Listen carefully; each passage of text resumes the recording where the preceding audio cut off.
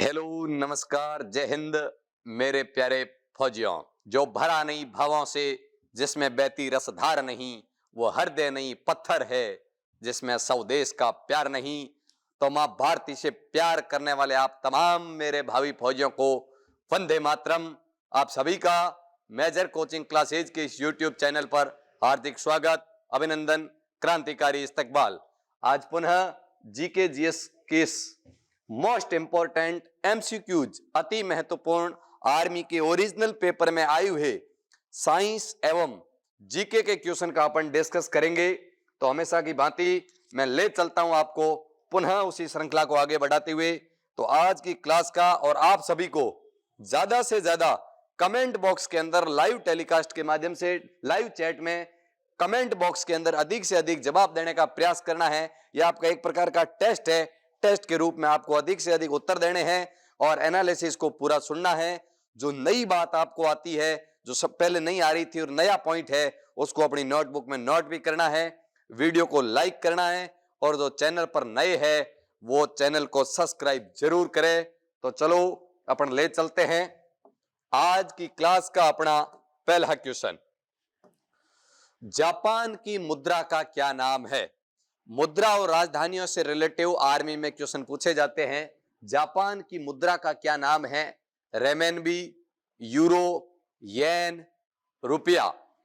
मैं बात करूं रेमेनबी की, तो रेमेनबी चीन की मुद्रा है।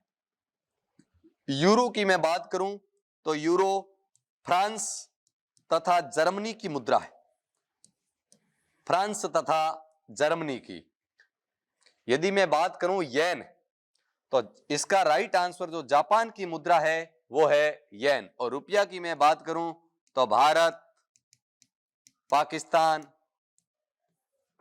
बांग्लादेश, बांग्लादेश की टका है, नेपाल, श्रीलंका, इन सभी देशों की जो मुद्रा है वो रुपया है। जापान की मुद्रा मोस्ट इंपोर्टेंट क्वेश्चन येन है। और ये तो करंट का क्वेश्चन है। पहले चीन की मुद्रा यूनान होती थी, अब चीन की मुद्रा रेमेनबी है। बहुत मोस्ट क्वेश्चन है। नेक्स्ट क्वेश्चन, आपको कमेंट बॉक्स के अंदर उत्तर बताने ही बताने हैं। दिल्ली किस नगर के किनारे स्थित है? किस नदी के किनारे स्थित है दिल्ली? गंगा, साबरमती, यमुना, सरयू। दिल्ली किसके किनारे है?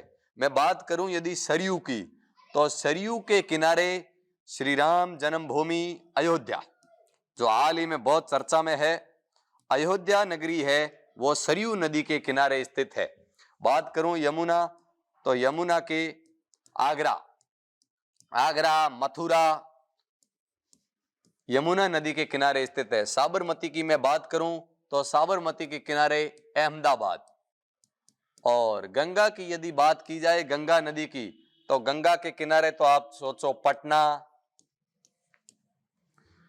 कन्नौज, प्रयागराज, कानपुर। बहुत औद्योगिक नगर गंगा के किनारे है। और दिल्ली किसके किनारे है? तो यमुना नदी के किनारे, यानी यमुना के किनारे आगरा, मथुरा और दिल्ली। ये तीन प्रमुख आपको याद रखने हैं। तो दिल्ली का पूछे तो यमुना के किनारे। पटना एग्जाम में, आर्मी के एग्जाम में पूछा हुआ है, पटना किस नदी के किनारे है? तो गंगा के किनारे है। अयोध्या आप पूछ सकते हैं, चर्चा में है, श्री राम जन्मभूमि अयोध्या किस नदी के किनारे स्थित है? तो सरयू नदी के किनारे स्थित है। बहुत मोस्ट इंपोर्टेंट क्वेश्चन है। अरुणाचल प्रदेश की राजधानी का नाम क्या है? अरुणाचल प्रदेश की राजधानी दिसपुर, इम्फाल, आइजोल, ईटानगर। अरुणाचल प्रदेश की राजधानी क्या है? बात करें दिसपुर, तो दिसपुर असम की राजधानी है। किसकी राजधानी है? असम की राजधानी यदि आपको पूछे तो दिसपुर है। असम की राजधानी दिसपुर। इम्फाल की मैं बात करूं तो इम्फाल मणिपुर की राजधानी है। मणिपुर की राजधानी। आइजोल की मैं बात करूं तो मिजोरम। मिजोरम की राजधानी यदि आपको पूछे तो आइजोल है। और अरुणाचल प्रदेश की राजधानी ईटानगर है। क्या है? ईटानगर। तो आप बताओ मेघालय की राजधानी क्या है? मेघालय की राजधानी क्या है? कमेंट बॉक्स के अंदर कमेंट करके बताओ मेघालय की राजधानी क्या है? नेक्स्ट क्वेश्चन, रामायण की रचना किसने की? रामायण की रचना किसने की? कुछ कमेंट आ रहे थे कि सर सेशन बहुत इजी है, क्वेश्चन बहुत सरल आ रहे हैं। मैं हमेशा 5 क्वेश्चन सरल लाता हूं, 5 क्वेश्चन मीडियम और 5 क्वेश्चन टफ, और हर पेपर का सिस्टम और शेड्यूल यही है। बिल्कुल इस क्वेश्चन को देखोगे बहुत इजी है और चर्चा में है, लेकिन अभी भी काफी स्टूडेंटों के ये गलत होने की संभावना रहती है। इसलिए छोटी छोटी चीजों को पहले मजबूत करते हुए अपन शिखर की, इस सीरीज को मैं बहुत लंबा चलाऊंगा, आपके एग्जाम के अंतिम दिन तक चलाऊंगा। अंतिम दिनों में मैं बहुत टफ क्वेश्चन लाऊंगा। जब आपकी तैयारी 7वें आसमान पर होगी तो अपने क्वेश्चनों का लेवल भी 7वें आसमान पर होगा। लेकिन अभी आपकी तैयारी आपने शुरू की है, इसलिए मैं आपको मेरे साथ कनेक्ट रखते हुए आगे बढ़ना चाहता हूं। इजी से शून्य से शिखर तक का सफर करना चाहते हैं, इसलिए 0 लेवल से शुरू हुए हैं। और एक दिन रामायण के में पेज कितने होते हैं और पर पेज पर क्या हिसाब है उसकी भी बात करेंगे। आज तो सिर्फ अपनी इतनी बात कर रहे हैं कि रामायण की रचयिता कौन है। तो रामायण की रचना वेद व्यास ने, तुलसीदास ने, महर्षि वाल्मीकि ने, या इनमें से कोई नहीं। वेद व्यास जी की मैं बात करूं तो दुनिया का सबसे बड़ा महाकाव्य महाभारत, महाभारत की जो रचना की वो वेद व्यास जी ने की। तुलसीदास जी द्वारा रचित रचना की गई रामचरितमानस,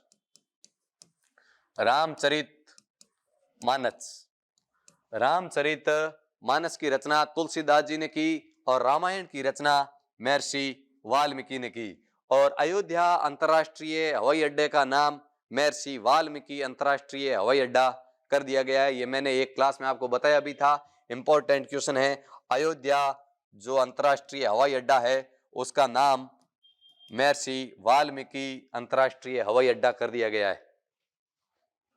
नेक्स्ट क्वेश्चन, भारत का प्रथम नागरिक किसे कहा जाता है? भारत का प्रथम नागरिक किसे कहा जाता है? प्रधानमंत्री को, राष्ट्रपति को, उपराष्ट्रपति को, या मुख्य न्यायाधीश को? भारत का प्रथम नागरिक किसे कहा जाता है? तो भारत का प्रथम नागरिक कहा जाता है राष्ट्रपति को। भारत का जो प्रथम नागरिक होता है वो राष्ट्रपति होता है। तीनों सेनाओं का सर्वोच्च कमांडर यदि पूछे आपको, तीनों सेनाओं का सर्वोच्च सेनापति, वो भी आपको पूछे सर्वोच्च सेनापति, तो वो भी कौन होता है? राष्ट्रपति होते हैं। और प्रधानमंत्री की मैं बात करूं तो राष्ट्रपति और मंत्रिमंडल के बीच में कड़ी का काम या मंत्री परिषद का मुखिया कौन होता है? तो प्रधानमंत्री। उपराष्ट्रपति की मैं बात करूं तो राज्यसभा का पदेन सभापति कौन होता है? उपराष्ट्रपति। और बात आई मुख्य न्यायाधीश, तो भारत के वर्तमान मुख्य न्यायाधीश कौन है? तो वो है चंद्रचूड़,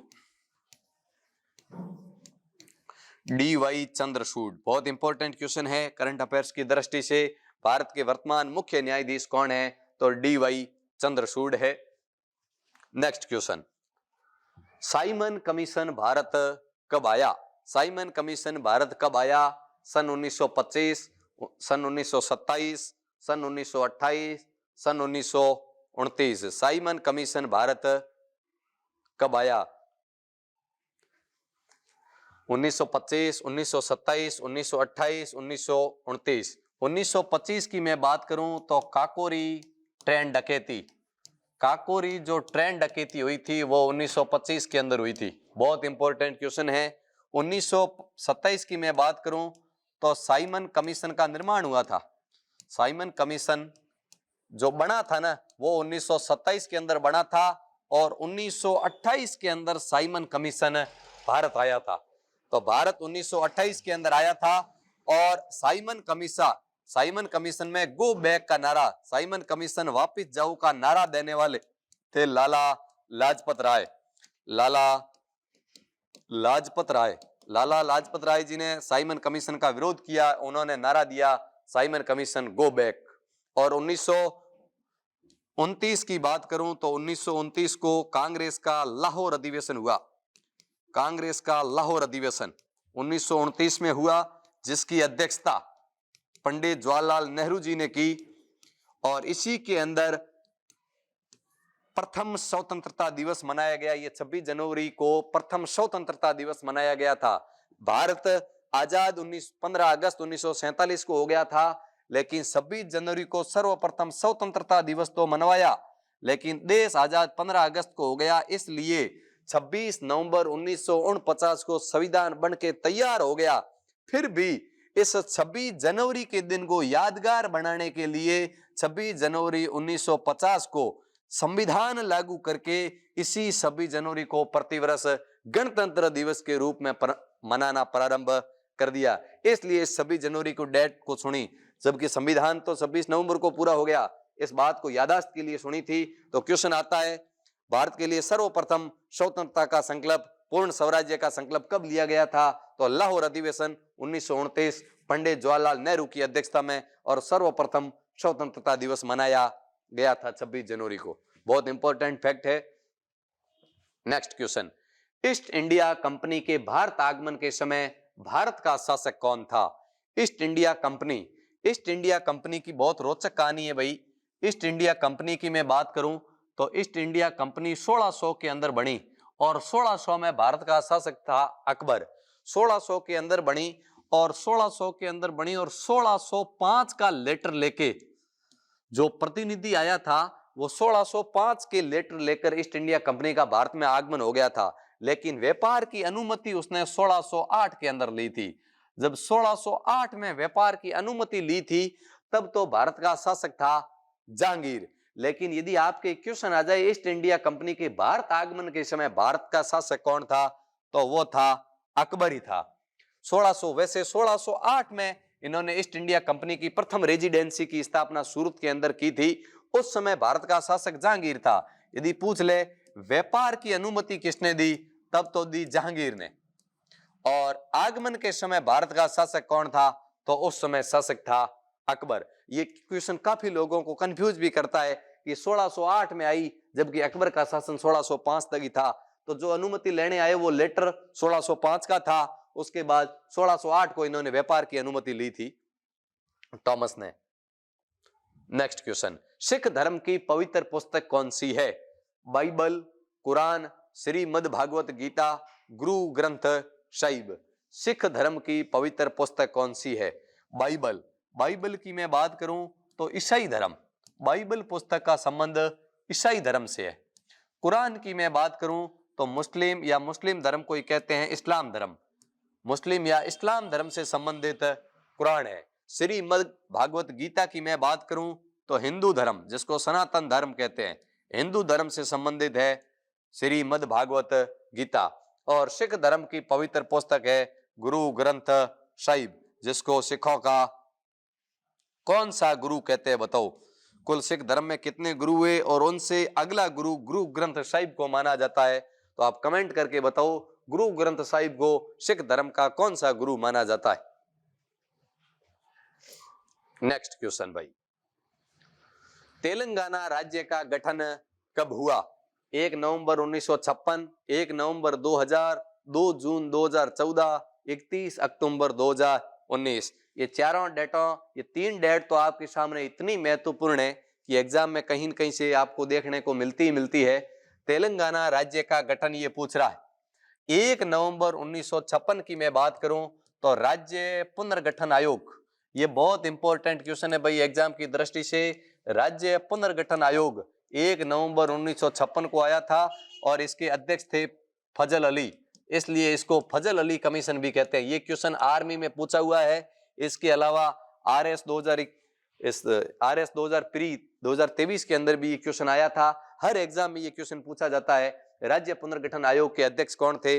यह 1 नवंबर 1956 को स्थापित आयोग फजल अली कमीशन या राज्य पुनर्गठन आयोग जिसको कहते हैं, जिसके तहत भारत में 14 राज्यों की स्थापना की गई थी 1 नवंबर 1956 को। और 1 नवंबर 2000 की मैं बात करूं तो छत्तीसगढ़ राज्य की स्थापना हुई। छत्तीसगढ़ राज्य की स्थापना यदि आपको पूछे तो 1 नवंबर 2000 को हुई। तेलंगाना राज्य की स्थापना 2 जून 2014। Very very very important question है। 2 जून 2014। उससे भी इंपॉर्टेंट अब ये अगले वाली डेट बन गई है, क्योंकि पहले नई ये थी। अब 31 अक्टूबर 2019 को जम्मू कश्मीर तथा लद्दाख नए केंद्र शासित प्रदेश बने। बहुत इंपॉर्टेंट क्वेश्चन है। जम्मू कश्मीर तथा लद्दाख नए केंद्र शासित प्रदेश कब बने? तो 31 अक्टूबर 2019 को बने। तेलंगाना राज्य का गठन कब हुआ? तो 2 जून 2014 का हुआ। राज्य पुनर्गठन आयोग कब आया? 1 नवंबर 1956, जिसके अध्यक्ष फजल अली थे। बहुत महत्वपूर्ण है भाई पॉइंट ये सारे। नेक्स्ट क्वेश्चन, संयुक्त राज्य अमेरिका का राष्ट्रीय खेल कौन सा है? राष्ट्रीय खेलों से रिलेटिव भी आपको यदि क्वेश्चन पूछे, संयुक्त राज्य अमेरिका का राष्ट्रीय खेल कौन सा है? क्रिकेट की मैं बात करूं तो क्रिकेट यूएसए नहीं, यूएसए की तो अपने बात हो रही है। क्रिकेट यदि पूछे तो इंग्लैंड, यूके, इंग्लैंड का राष्ट्रीय खेल पूछे तो क्रिकेट है। भारत का राष्ट्रीय खेल पूछे तो हॉकी है। और अमेरिका का राष्ट्रीय खेल यदि आपको पूछे तो बेसबॉल है। अमेरिका का राष्ट्रीय खेल बेसबॉल है। नेक्स्ट क्वेश्चन, विश्व रेड क्रॉस दिवस कब मनाया जाता है? विश्व रेड क्रॉस दिवस मैं बात करूं, रेड क्रॉस सोसाइटी, इस नाम से बहुत कंफ्यूज होते हैं क्योंकि पता ही नहीं है कि ये होती क्या है। Red cross society, red cross society का मतलब है मानवीय मूल्यों की वृद्धि करना। इस सृष्टि, इस विश्व के अंदर मानवीय मूल्यों की वृद्धि करना, मानवता और इंसानियत को बरकरार रखने के लिए, मानव के गुणों, मानवता को बरकरार रख सके इस प्रकार के मानवीय गुणों को प्रेरित करने के लिए जो संस्था, जो सोसाइटी काम करती है उसका नाम है रेड क्रॉस सोसाइटी। और जिसके संस्थापक थे Henry Dunant,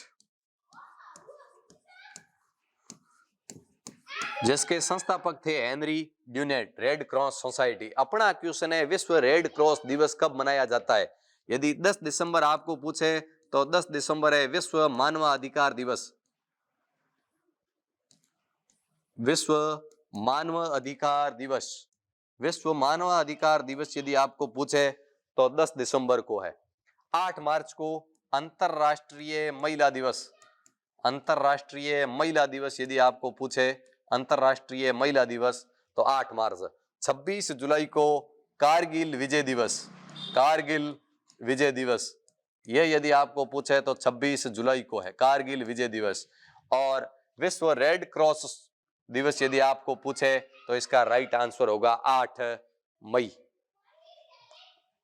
next question, Sikkim राज्य की राज्य भाषा कौन सी है? सिक्किम राज्य की राज्य भाषा कौन सी है? बहुत इजी क्वेश्चन है क्योंकि आप सोच के बता सकते हो सिक्किम का पड़ोसी देश कौन सा है, वहीं से कुछ न कुछ तो अपने को मिला ही होगा। मलयालम की मैं बात करूं तो मलयालम केरल की है।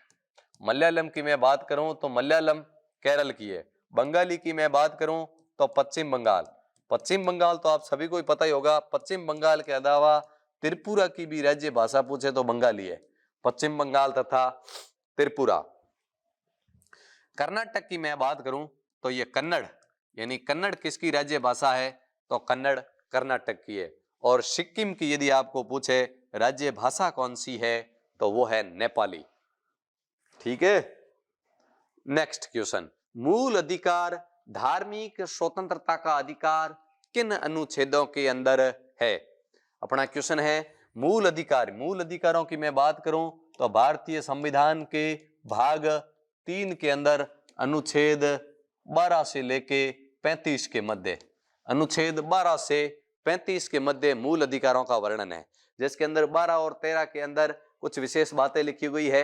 और 14 से पहला मूल अधिकार शुरू होता है। 14 से 18 तक की मैं बात करूं तो समता का अधिकार या समानता का अधिकार, समता या समानता का अधिकार है जो अनुच्छेद 14 से 18 है। और फिर मैं बात करूं 19 से 22, 19 से 22 है स्वतंत्रता का अधिकार, 19 से 22 स्वतंत्रता का अधिकार। 23 से 24 की मैं बात करूं तो शोषण के विरुद्ध अधिकार, 23 से 24 है शोषण के विरुद्ध अधिकार, शोषण के विरुद्ध अधिकार। और 25 से 28 धार्मिक स्वतंत्रता का अधिकार, 25 से 28 यदि मैं बात करूं तो धार्मिक स्वतंत्रता का अधिकार। और 28 के बाद आ गया 29, मैं बात करूं 29 और 30, तो ये है शिक्षा एवं संस्कृति का अधिकार। शिक्षा व संस्कृति का अधिकार यदि आपको पूछे शिक्षा एवं संस्कृति का अधिकार, तो वह है 29 और 30। 31 जो था वो था संपत्ति का अधिकार, जो वर्तमान में कानूनी अधिकार बना दिया गया है। और अनुच्छेद 32 की यदि बात करें तो वह है संवैधानिक उपचारों का अधिकार। संवैधानिक उपचारों का अधिकार, संवैधानिक उपचारों का अधिकार यदि आपको पूछे तो वह है अनुच्छेद 32। तो बहुत इंपॉर्टेंट क्वेश्चन है। 14 से 18 पूछे समानता का अधिकार, और 19 से 22 पूछे तो स्वतंत्रता का अधिकार, 23 से 24 शोषण के विरुद्ध अधिकार, 25 से 28 धार्मिक स्वतंत्रता का अधिकार, 29-30 शिक्षा एवं संस्कृति का अधिकार, 32-31 संपत्ति का अधिकार हटा दिया गया, और 32 संवैधानिक उपचारों का अधिकार। बहुत इंपॉर्टेंट क्वेश्चन है जिसको भीमराव अम्बेडकर ने संविधान की आत्मा कहा था, वह है संवैधानिक उपचारों का अधिकार। नेक्स्ट क्वेश्चन, हाल ही में, यह करंट अफेयर्स का क्वेश्चन है, हाल ही में ब्रिक्स में कौन सा देश सदस्य नहीं बना। मैं बात करूं ब्रिक्स की। ब्रिक्स शुरुआत के अंदर 4 देश, बी से बन गया ब्राजील, ये बहुत इंपॉर्टेंट है, हमेशा के लिए याद रखना है। बी से ब्राजील, आर से रशिया रूस, आई से बन गया इंडिया भारत, सी से बन गया चाइना चीन, और एस से बन गया साउथ अफ्रीका यानी दक्षिण अफ्रीका। ये 5 देशों का समूह था इतने दिन। शुरुआत के अंदर विश्व की 4 उभरती हुई अर्थव्यवस्था, ब्राजील, रशिया, चाइना और इंडिया, इन चारों ने मिलकर 2001 के अंदर ये थॉट पैदा हुआ था, और 2006 के अंदर औपचारिक रूप से इन्होंने इनका जो पहली मीटिंग हुई थी विदेश मंत्रियों की, वो 2006 के अंदर हुई थी। और 2009 के बाद 2010 के अंदर दक्षिण अफ्रीका भी इसके अंदर शामिल हो गया। इतने दिन ब्रिक्स के अंदर वो सदस्य थे, वो थे 5, और बारी बारी वाइज 2006 के अंदर बैठक जैसे ब्राजील में हुई तो 7 में रशिया में, 8 में इंडिया में, 9 में चाइना में, 10 में साउथ अफ्रीका में, इस प्रकार क्रम चलता रहता था इनके नाम के अनुसार। अब देश शामिल हो गए हैं कुछ और। अब वर्तमान के अंदर ब्रिक्स में पहले 5 देश थे, 5 पहले थे, 5 अब और हो गए हैं। अब कुल देश बन गए हैं 10। ब्रिक्स के अंदर कुल 10 सदस्य बन गए। अर्जेंटीना शामिल हुआ था, वो नहीं हुआ, वर्तमान में 10 है। और 10 में से 5 पहले थे, ब्राजील, रूस, चीन, भारत और दक्षिण अफ्रीका। अब इथोपिया शामिल हुआ है, मिस्र शामिल हुआ है, ईरान शामिल हुआ है। इस ऑप्शन के अंदर ये संयुक्त राज्य अमेरिका शामिल नहीं हुआ है, जबकि 2 देश, 3, ये पहला, दूसरा, 3 था नया। चौथे देश की मैं बात करूं तो वो हुआ है संयुक्त अरब अमीरात। संयुक्त अरब अमीरात। और यदि 5वें की मैं बात करूं तो सऊदी अरब। ये 2 देश, और यानी कुल मिला के 5 देश और नए शामिल हुए। 5 के नाम याद रखने, कौन सा नहीं हुआ है ये क्वेश्चन आपको पूछा जाएगा, ठीक है। चलो नेक्स्ट क्वेश्चन, यूएनओ द्वारा किस वर्ष को अंतरराष्ट्रीय उष्ण वर्ष घोषित किया गया, यानी अंतरराष्ट्रीय ऊंट वर्ष। यूएनओ द्वारा अंतरराष्ट्रीय ऊंट वर्ष किस वर्ष को घोषित किया गया? 2023, 2024, 2025 या इनमें से कोई नहीं। तो 2023 की मैं बात करूं तो अंतरराष्ट्रीय बाजरा वर्ष, अंतरराष्ट्रीय बाजरा वर्ष घोषित किया गया था 2023 को। और जो अपना अब साल चल रहा है 2024 को अंतरराष्ट्रीय ऊंट वर्ष घोषित किया गया है। बहुत इंपॉर्टेंट है, क्वेश्चन आएगा यूएनओ द्वारा 2024 को कौन सा वर्ष घोषित किया गया, अंतरराष्ट्रीय बाजरा वर्ष, अंतरराष्ट्रीय ऊंट वर्ष। 2 ऑप्शन आपको और कुछ दे देंगे, तो बाजरा वर्ष 23 था और ऊंट 24 है, याद रखना है। ये थे अपने जीके के 15 क्वेश्चन। अब बात करते हैं नया बैच प्रारंभ, लिखित नया बैच प्रारंभ army, Agniveer, GD, tradesman, clerk को लेकर मेजर कोचिंग क्लासेज के अंदर 2 फरवरी 2024 साय 4 बजे से ऑफलाइन बैच प्रारंभ होने जा रहा है। निःशुल्क भव्य सेमिनार रखा गया है, जिसमें आप सभी मेरी तरफ से, मेरी पूरी टीम की तरफ से सादर आमंत्रित हो। आइए और अपने सपने को साकार कीजिए।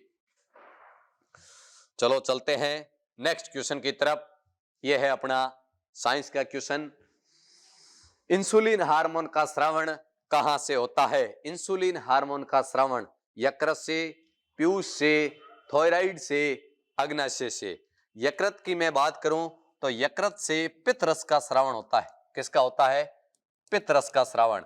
और इसके अंदर पित्तरस का स्रावण तो होता ही होता है, इसी के अलावा यकृत के अंदर ग्लूकोज को ग्लाइकोजन में बदला जाता है, यूरिया और अमोनिया का डाइलेशन सिस्टम होता रहता है, इसलिए यकृत को शरीर की रासायनिक प्रयोगशाला भी कहा जाता है। याद रखना है आपको। पीयूष की मैं बात करूं, सारी ग्रंथियों को नियंत्रित करने के कारण इसको मास्टर ग्रंथि कहा जाता है। क्या कहा जाता है? मास्टर ग्रंथि। थायराइड से थायरोक्सिन हार्मोन निकलता है जो आयोडीन की मात्रा को नियंत्रित करता है, और आयोडीन की कमी से घेंघा या गलघंट रोग होता है, और आयोडीन की मात्रा को नियंत्रित करता है। इंसुलिन हार्मोन का जो स्रावण है वो अग्नाशय से होता है। अग्नाशय की बीटा कोशिका से। अग्नाशय की बीटा कोशिका, अग्नाशय के अंदर लैंगरहैंस द्वीप होते हैं जिनके अंदर अल्फा, बीटा और गामा कोशिकाएं होती है। उनमें से बीटा कोशिकाओं से इंसुलिन हार्मोन का स्रावण होता है, और इंसुलिन हार्मोन की अधिकता से मधुमेह रोग होता है। इंसुलिन हार्मोन की अधिकता से, क्या इसकी अधिकता से यदि आपको पूछे कौन सा रोग होता है तो मधुमेह रोग होता है। नेक्स्ट क्वेश्चन, जल का क्वथनांक है। क्वथनांक का मतलब है वो तापमान जिस पर पानी उबलना प्रारंभ कर दे। 100 degree Celsius, 0 degree Celsius, 4 degree Celsius, -40 degree Celsius. जल का क्वथनांक वो तापमान जिस पर जल उबलना प्रारंभ कर दे तो वो है 100 डिग्री सेल्सियस। 0 डिग्री की मैं बात करूं तो जल का गलनांक या जल का हिमांक, जल का गलनांक या जल का हिमांक। और 4 डिग्री की मैं बात करूं तो 4 डिग्री पर सर्वाधिक जल का सर्वाधिक क्या होता है भाई? सर्वाधिक घनत्व तथा न्यूनतम आयतन। यदि पूछे जल का सर्वाधिक घनत्व कितने डिग्री पर होता है तो 4 पर, और न्यूनतम आयतन कितने डिग्री पर होता है तो ही 4 डिग्री पर। और 40 डिग्री सेल्सियस की मैं बात करूं, यहाँ डिग्री सेल्सियस तथा फ़ारेनहाइट का मान आपस में बराबर होता है। बहुत इंपॉर्टेंट फैक्ट है। किस मान पर सेल्सियस और फ़ारेनहाइट बराबर होते हैं तो -40। किस पर सर्वाधिक घनत्व तथा न्यूनतम जल का आयतन होता है तो 4। गलनांक या हिमांक 0 डिग्री, क्वथनांक 100 डिग्री। नेक्स्ट क्वेश्चन, निम्न में से ध्वनि किसमें गमन नहीं करती है? निम्न में से ध्वनि किसमें गमन नहीं करती है? ध्वनि बात हो रही है या ध्वनि की? ध्वनि की चाल अपन पढ़ते हैं, ये पढ़ते हैं ना ध्वनि की चाल। अपना क्वेश्चन है कि निम्न में से ध्वनि किसमें गमन नहीं करती है? तो ध्वनि की सर्वाधिक चाल होती है ठोसों के अंदर, ठोस के बाद होती है द्रवों के अंदर, द्रव के बाद होती है गैस के अंदर, और गैस के बाद होती है निर्वात में। तो निर्वात के अंदर ध्वनि का संचरण बिल्कुल नहीं होता है। जहां वायुमंडल नहीं है वहां आदमी बोल नहीं सकता है। आप सोना बाबू को हाय हेलो बोलने की संभावना अंतरिक्ष में खत्म है। सिर्फ मैसेज कर सकते हो, खाना खा चुकी है या खाना है, या आप मैसेज के माध्यम से ऐसे कर सकते हो, हाय बाबू ये लिख सकते हो, लेकिन हेलो क्या कर रही है इसका सपना ही ले सकते हो, क्योंकि सुनाई नहीं देगा उस बेचारी को। फिर उसका कानों का ऑपरेशन करवाओगे, उससे पहले ही समझ लो कि निर्वात के अंदर ध्वनि संचरण करती नहीं है। इस्पात सर्वाधिक ध्वनि का चालन, यदि आपको पूछें सर्वाधिक ध्वनि की सर्वाधिक चाल किसके अंदर होती है तो इस्पात में होती है। और वायु के अंदर, हवा के अंदर ध्वनि की चाल होती है 332 मीटर प्रति सेकंड। जल द्रव के अंदर भी चलती है, लेकिन निर्वात के अंदर ध्वनि की चाल बिल्कुल नहीं होती है। निर्वात का अर्थ है जहां वायुमंडल नहीं है, जहां ठोस, द्रव, गैस तीनों अवस्थाएं नहीं है, उसी को निर्वात बोलते हैं। नेक्स्ट क्वेश्चन भाई, निम्न में से परमाणु में परमाणु संख्या का प्रतिनिधित्व कौन करता है? यानी इनमें से ऐसा कौन है जिसका मान परमाणु संख्या के बराबर होता है?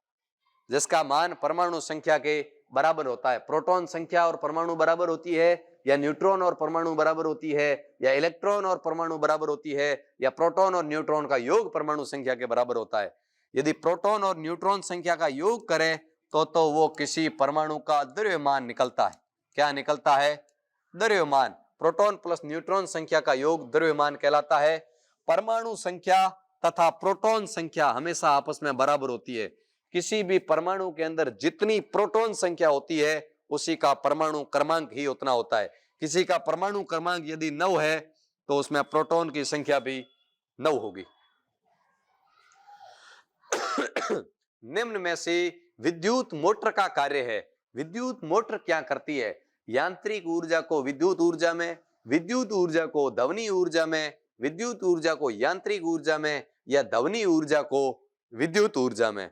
बहुत इंपॉर्टेंट क्वेश्चन है, कंफ्यूज बिल्कुल नहीं होना है। आज मैं ये चारों ऑप्शनों का आपके सामने लाता हूं, आज जीवन नहीं भूलोगे। अब मेरे को बताओ, यहाँ लाइट बन रही है, लाइट बनाता कौन है? जनरेटर। जनरेटर क्या करता है? घूमता है। यांत्रिक ऊर्जा का मतलब है घूमना, जनरेटर घूम के लाइट बनाता है। तो हमेशा याद रह जाएगा, जनरेटर यांत्रिक ऊर्जा को किस में बदल देगा? विद्युत में। लाइट बनाने का काम जनरेटर का है। जनरेटर को डायनेमो कह सकते हो या जनरेटर कह सकते हो, ठीक है। विद्युत ऊर्जा को ध्वनि ऊर्जा में, अब विद्युत ऊर्जा है उसको ध्वनि ऊर्जा में बदल रहा है, यानी लाइट के करंट के रूप में कोई चीज चल रही है जिससे आवाज निकल रही है, तो वो है स्पीकर। कौन है? मशीन जो पीछे लगी हुई होती है माइक वाली, वो मशीन से ध्वनि ऊर्जा के रूप में जाती है और स्पीकर से आवाज निकलती है। यानी ध्वनि विद्युत ऊर्जा को ध्वनि ऊर्जा में लाउड स्पीकर बदलता है। कौन बदलता है? Loud speaker. और माइक होता है वो उसका उल्टा होता है। माइक क्या करता है? जैसे ये मेरे माइक लगा हुआ है, माइक्रोफोन, यहां से आवाज जाएगी और जो मशीन के अंदर जाएगी, मशीन से होते हुए मशीन तक तो ये गई, तो माइक्रोफोन ने तो ध्वनि ऊर्जा को विद्युत ऊर्जा में बदला। फिर लाउड स्पीकर ने क्या किया? विद्युत ऊर्जा को लेके पुनः ध्वनि ऊर्जा में बदल दिया। तो ये काम तो रहता है माइक्रोफोन का, जिसको अपना आम भाषा में माइक बोलते हैं, माइक्रोफोन। मोटर क्या करती है? लाइट खाती है। विद्युत ऊर्जा तो यूज करती है, खा के घूमती है, यानी विद्युत ऊर्जा को यांत्रिक ऊर्जा में बदलती है। कौन? विद्युत मोटर। ये याद रखना, इसमें कंफ्यूज बिल्कुल नहीं होना है। ये आर्मी का अति महत्वपूर्ण क्वेश्चन है इस टाइप के। मैं तो कहता हूं 7-8 स्टार और 10-12 अगरबत्तियां लगाने लायक क्वेश्चन है ये क्वेश्चन आर्मी में पूछा ही जाता है भाई, याद रखना ही रखना है आपको। नेक्स्ट क्वेश्चन, निम्न में से कौन सा एक एसिड नहीं है? निम्न में से कौन सा एक एसिड नहीं है? एसिड का अर्थ होता है अम्ल नहीं है। एसिड इंग्लिश में बोलते हैं, हिंदी में इसको अम्ल बोलते हैं। NaOH जिसको कहते हैं कास्टिक सोडा। याद आपको, मैं प्रत्येक फॉर्मूला जब भी क्वेश्चन आता है पूरा मैं लिखाता हूं, आपको याद करना है साथ साथ में। कास्टिक सोडा, कास्टिक सोडा एक प्रकार का क्षार है। NaCl की मैं बात करूं तो NaCl साधारण नमक है। तो साधारण नमक है, न क्षार है न लवण है, न क्षार है न अम्ल है, तो ये एक प्रकार का लवण है। और H2SO4 ये एक प्रकार का सल्फ्यूरिक अम्ल है, सल्फ्यूरिक अम्ल। तो इसने क्वेश्चन पूछा है निम्न में से कौन सा एक एसिड नहीं है? ये नहीं है। निम्न में से कौन सा एक एसिड है? क्वेश्चन ये है अपना कि निम्न में से कौन सा एक एसिड है? ये दोनों एसिड नहीं है और H2SO4 एक एसिड है। नेक्स्ट क्वेश्चन, CNG का मुख्य घटक क्या है? CNG का मुख्य घटक butane, propane, methane, carbon dioxide. CNG संपीड़ित प्राकृतिक गैस, जिसका पूरा नाम होता है, जिसको प्राकृतिक गैस कहते हैं। इसका मुख्य घटक क्या है? ब्यूटेन की मैं बात करूं तो LPG, लिक्विड पेट्रोलियम गैस, द्रवीकृत पेट्रोलियम गैस, जिसको रसोई गैस कहा जाता है। रसोई गैस का मुख्य घटक होता है वो होता है ब्यूटेन। ब्यूटेन और प्रोपेन से मिलकर LPG बनती है, लेकिन मुख्य घटक जो होता है वो ब्यूटेन होता है। और इसकी गंध का पता लगाने के लिए मरकैप्टन मिलाया जाता है अंदर। और CNG का जो मुख्य घटक है वो है मीथेन, जिसका फॉर्मूला है CH4। और कार्बन डाइऑक्साइड की मैं बात करूं तो green house gas, green house की प्रमुख गैस सबसे, ग्लोबल वार्मिंग की यदि पूछे ना, धरती का जो तापमान बढ़ रहा है ना, उसके लिए धरती का जो औसत तापमान बढ़ रहा है, जिसको ग्लोबल वार्मिंग या वैश्विक उष्णन कहा जाता है, जिसके कारण ग्रीन हाउस प्रभाव बढ़ता जा रहा है। तो ग्रीन हाउस प्रभाव की प्रमुख गैस, सबसे जिम्मेदार गैस है वो कार्बन डाइऑक्साइड है। यदि कार्बन डाइऑक्साइड की गैस धरती पर इस प्रकार बढ़ती रही तो धरती का तापमान बढ़ जाएगा और आने वाली पीढ़ियों का पनपना बहुत ही मुश्किल होगा। किसी कवि ने कल्पना की है कि धरती का अंत पानी से होगा या अग्नि से। बातों दोनों सही है। यदि अग्नि होगी तो समुद्र और बर्फ का पूरा पानी यदि पिघलेगा तो बूढ़िया क्या करें कि ध्रुव तारे के पानी लागी जना धरती पड़ले होई। लगभग स्वाभाविक ही लगे, जब तापमान बहुत बढ़ेगा तो समुद्र का सारा पानी पिघल जाएगा, तो धरती का प्रलय होना भी तय है। यदि इस प्रकार ये प्रदूषण बढ़ता गया, कार्बन डाइऑक्साइड गैस बढ़ती गई, तो धरती का तापमान बढ़ेगा। अपने ही जेठ बैसाख के महीने में बाहर निकलो, तावड़ो पड़े, तो महसूस तो होता ही है। यदि बढ़ा तापमान तो बहुत खतरनाक परिणाम आने वाले हैं। इसलिए हो सके उतना कम प्रयोग करो, जा सको तो पैदल चलो, बाइक पर अतिरिक्त गाड़ी बस में सफर कर लो, पर्सनल गाड़ी का सफर कम करो, जैसे काफी हद तक पर्यावरण को मेंटेन किया जा सकता है। जैसे अपने पोते भी सुख सहन से देख सके, नहीं तो दादाजी बाबे ने गाड़ो काटता फिर ही पोता के बाबे कारनामा किया भी परिणाम में भुगतो। न्यूटन द्वारा दिए गए गति के किस नियम को क्रिया प्रतिक्रिया का नियम कहते हैं? न्यूटन ने गति के 3 नियम दिए। क्रिया प्रतिक्रिया का नियम किसको कहते हैं? प्रथम नियम को कहते हैं जड़त्व का नियम। न्यूटन के गति का प्रथम नियम कहलाता है जड़त्व का नियम। द्वितीय नियम की मैं बात करूं, इसको कहते हैं स्वयं संरक्षण का नियम। द्वितीय नियम को कहते हैं स्वयं संरक्षण का नियम। और तृतीय नियम को कहते हैं क्रिया प्रतिक्रिया का नियम। जैसे किसी तैराक द्वारा पानी को पीछे की ओर धकेलना। तैराक यदि आगे जाना चाहता है तो पानी को पीछे की ओर धकेलेगा। एक क्रिया आगे हो रही है तो विपरीत प्रतिक्रिया की जा रही है। जैसे अपन आगे दौड़ते हैं तो पैरों से जो रेत है वो पीछे उछलती है, ये क्रिया प्रतिक्रिया का नियम है। नेक्स्ट क्वेश्चन, आनुवंशिकता का जनक किसे कहा जाता है? रॉबर्ट हुक को, ग्रेगर जॉन मेंडल को, जे प्रिस्टले को, रदरफोर्ड को। रदरफोर्ड ने नाइट्रोजन की, इसके बाद मैं बात करूं नाइट्रोजन, अल्फा, बीटा, इन किरणों की खोज रदरफोर्ड ने की। इन सब के खोजकर्ता कौन है? रदरफोर्ड है।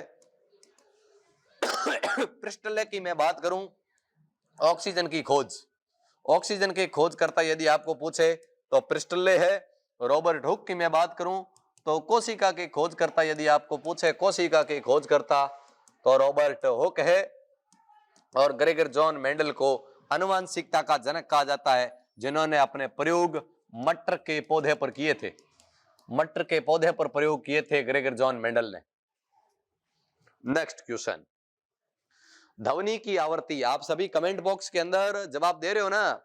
एक एक क्वेश्चन का जवाब देना है आपको। टेस्ट सीरीज के माध्यम से हमेशा प्रतिदिन अधिक से अधिक आपको लाइव ही जुड़ना है और अधिक से अधिक जवाब देने का प्रयास करना है। ध्वनि की आवृत्ति का मात्रक क्या है? Decibel, dyne, newton, hertz. ध्वनि की आवृत्ति का मात्रक क्या है? ध्वनि की आवृत्ति का मात्रक क्या है? दो तो आपको लग रहे हैं कट रहे हैं, लेकिन डेसिबल है या हर्ट्ज है? डेसिबल की मैं बात करूं तो ध्वनि की तीव्रता का मात्रक है। ध्वनि की तीव्रता का मात्रक यदि आपको पूछे ना तो डेसिबल है। डाइन की मैं बात करूं तो ये बल का सीजीएस पद्धति में मात्रक है। सीजीएस पद्धति के अंदर बल का मात्रक है। न्यूटन भी बल का मात्रक है, लेकिन वो एसआई पद्धति में। एसआई पद्धति के अंदर बल का मात्रक न्यूटन है, सीजीएस पद्धति में डाइन है। और 1 न्यूटन के अंदर 10⁵ डाइन होते हैं, यानी 1 न्यूटन में लाख डाइन होते हैं। समझ रहे हो ना? 1 न्यूटन के अंदर 10⁵ अर्थात 1 लाख डाइन होते हैं। और हर्ट्ज की मैं बात करूं तो ध्वनि की आवृत्ति का मात्रक हर्ट्ज होता है। नेक्स्ट क्वेश्चन, किसी परमाणु के कोष में भरी जा सकने वाली इलेक्ट्रॉनों की अधिकतम संख्या किसके द्वारा निरूपित की जाती है? जहां n कोषों की संख्या है, यानी कोषों की संख्या n है, अधिकतम इलेक्ट्रॉन कितने आ सकते हैं? 4 कक्ष होते हैं, K, L, M और N। K को फर्स्ट कक्ष माने, इसको सेकंड कक्ष माने, M थर्ड कक्ष और N चौथा कक्ष। अधिकतम इलेक्ट्रॉनों की संख्या कितनी आ सकती है, उसका फॉर्मूला क्या है? तो उसका फॉर्मूला 2n², 2n³ 3n² या 3n³। तो इसका राइट आंसर होगा 2n², यानी 2n मतलब कोष नंबर 1 का स्क्वायर। 1 का स्क्वायर 1 गुणा 2 किया तो अधिकतम इलेक्ट्रॉन K के अंदर 2 आए। L की मैं बात करूं तो 2 × 2 का स्क्वायर, क्योंकि अपन को n जहां कोषों की संख्या, ये कोष प्रथम, ये सेकंड, ये थर्ड, ये 4, 2 का स्क्वायर 4 गुणा 2 किया तो दूसरे कोच के अंदर एल के अंदर 8 इलेक्ट्रॉन आएंगे। ये 2 इंटू 3 का स्क्वायर, 3 का स्क्वायर 9, 9 गुणा 2 किया तो 18, और 2 इंटू 4 का स्क्वायर, 4 का स्क्वायर 16, 16 गुणा 2 किया तो 32। ये रहेंगे अधिकतम इलेक्ट्रॉनों की संख्या। नेक्स्ट क्वेश्चन, निम्न में से कौन सी धातु ऊष्मा तथा विद्युत की सबसे अस्सी चालक है? शानदार, सर्वाधिक विद्युत की चालक धातु कौन सी है? Gold, silver, iron, copper. Copper का प्रतीक होता है Cu, आयरन का होता है Fe, सिल्वर का होता है Ag और गोल्ड का होता है Au। प्रतीक आपको याद रखना है। गोल्ड की मैं बात करूं तो सर्वाधिक तन्य तथा आघात वर्धनीय धातु, सर्वाधिक तन्य तथा आघात वर्धनीय धातु यदि आपको पूछ ले तो उसका राइट आंसर गोल्ड होगा, और सर्वाधिक चालक आपको पूछे तो उसका राइट आंसर सिल्वर होगा। ठीक है, तांबा नहीं करना है, तांबा यूज करते हैं, सस्ता है इसलिए, लेकिन सर्वाधिक चालक चांदी है भाई। नेक्स्ट क्वेश्चन, चूना पत्थर खड़िया तथा संगमरमर का रासायनिक रूप क्या है? यानी चूना पत्थर खड़िया या संगमरमर तीनों का एक ही फॉर्मूला है, एक ही रासायनिक नाम है, निम्न में से कौन सा है? Calcium phosphate, calcium oxide, calcium hydroxide, calcium carbonate. Calcium phosphate की बात करें तो ये तो हड्डियों प्लस दांतों के निर्माण में सहायक है, कौन? Calcium phosphate. कैल्शियम ऑक्साइड की बात करें तो बिना बुझा हुआ चूना, बिना बुझा हुआ चूना। कैल्शियम हाइड्रोक्साइड की बात करें तो बुझा हुआ चूना, बुझा हुआ चूना। और कैल्शियम कार्बोनेट जिसका फॉर्मूला होता है CaCO3, कैल्शियम कार्बोनेट, यही है संगमरमर का, यही है चूना पत्थर का, यही है खड़िया का रासायनिक फॉर्मूला। नेक्स्ट क्वेश्चन, सब्जियों की कृषि का अध्ययन क्या कहलाता है? सब्जियों की कृषि का अध्ययन क्या कहलाता है? Anthology, pomology, olericulture, sericulture. सब्जियों की कृषि का अध्ययन क्या कहलाता है? एंथोलॉजी की मैं बात करूं तो फूलों का अध्ययन, फूलों का अध्ययन क्या कहलाता है? पुष्पों का अध्ययन, फूलों का अध्ययन एंथोलॉजी कहलाता है भाई। पोमोलॉजी की मैं बात करूं तो फलों का अध्ययन, पोमोलॉजी है फलों का अध्ययन, पोमोलॉजी फलों का अध्ययन है। सेरिकल्चर की मैं बात करूं तो रेशम कीट का अध्ययन, किसका? रेशम कीट का अध्ययन यदि आपको पूछे तो वो है सेरिकल्चर।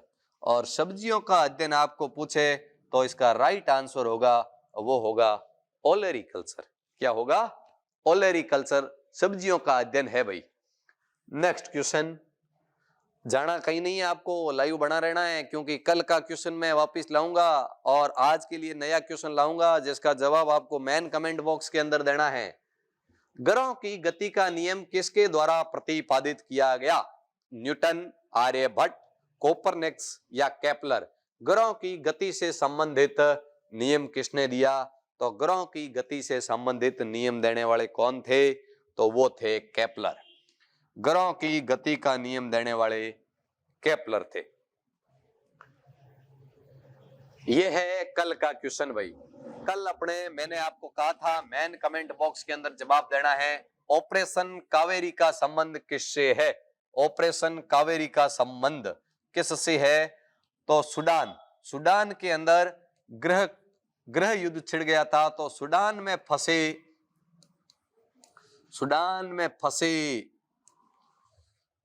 प्रवासियों को, जो भारत के नागरिक जितने भी सूडान में फंसे थे, सूडान में फंसे प्रवासियों को स्वदेश लाने के लिए जो अभियान चलाया, स्वदेश लाने हेतु जो अभियान, जो ऑपरेशन चलाया गया भारत सरकार द्वारा, वो था ऑपरेशन कावेरी। बहुत इंपॉर्टेंट क्वेश्चन है और मैंने आपको कहा भी था कल कि सारे ऑपरेशन पढ़ लेना महत्वपूर्ण है। मैं कभी आपके सामने छोटी सी क्लास भी लाऊंगा ऑपरेशन से संबंधित, जल्दी मैं एक श्रृंखला की क्लास शुरू करूंगा, चिंता मत करो, बस आप बने रहो, पढ़ते रहो। आज का क्वेश्चन, मध्य प्रदेश के वर्तमान मुख्यमंत्री कौन है? मध्य प्रदेश के वर्तमान मुख्यमंत्री कौन है? आपको इस क्वेश्चन के साथ साथ उन सारे क्वेश्चनों को सर्च करना है जिनके हाल ही में मुख्यमंत्री बने हैं, चाहे राजस्थान हो, चाहे छत्तीसगढ़ हो, चाहे मध्य प्रदेश हो, चाहे मणिपुर हो, चाहे कर्नाटक हो। हाल ही में ये 5 सीएम बने हैं, इन पांचों का ही नाम आपको याद होना चाहिए, क्योंकि ये अभी करंट के क्वेश्चन है, पूछे जा सकते हैं सुमेलित असुमेलित में, तो इसलिए आपको याद करना ही करना है। तो मध्य प्रदेश के वर्तमान सीएम कौन है, ये आपको लाइव चैट में न मुख्य कमेंट बॉक्स के अंदर आपको जवाब देना है इस क्वेश्चन का।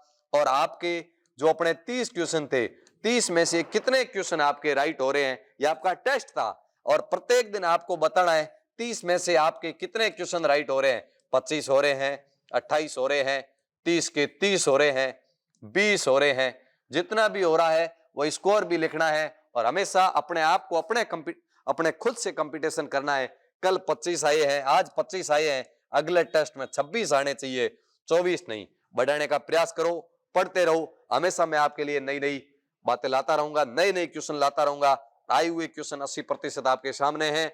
और ऑफलाइन बैच जल्दी प्रारंभ होने जा रहा है 2 फरवरी 2024 साय 4 बजे से। और ये आपके सामने मोबाइल नंबर है 9461802631। इसके ऊपर आप कॉल करके रजिस्ट्रेशन या टेक्निकल टीम को सूचित कर सकते हो। और मेजर कोचिंग क्लासेज बाड़मेर का टेलीग्राम चैनल आप ज्वाइन कर सकते हो, जिसके अंदर आपको सारी ऑफिशियल अपडेट दे दी जाएगी।